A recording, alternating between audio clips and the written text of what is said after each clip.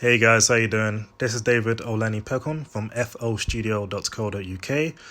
This is a quick voiceover of a recent retouch I did of Christina, who's a professional dancer and model. So 3 key things I did with this image.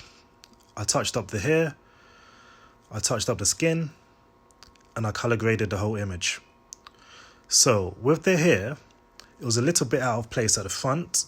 So there was a few stray hairs out of place, so I applied the clone stamp tool just to delete that.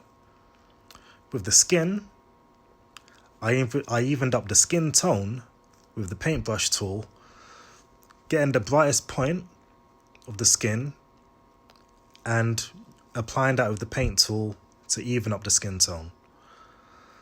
To get rid of any blemishes and stuff like this, I created 2 adjustment layers with the curve tool, one for the brightest points of the skin and another adjustment layer for the darkest points of the skin, and I toggled between the 2 with the paintbrush just to even up the skin, just to smoothen up the skin without losing good texture.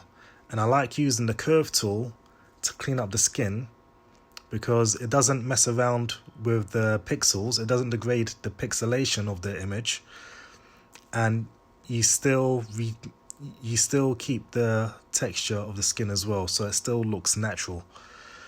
Color grading, I used the color balance tool.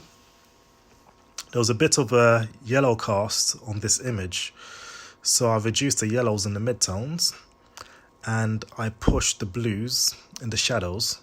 I also used linear contrast in the curve tool, and I reduced the opacity to around 60%. So yeah, that's all I did with the image. Thank you for listening and watching. Cheers.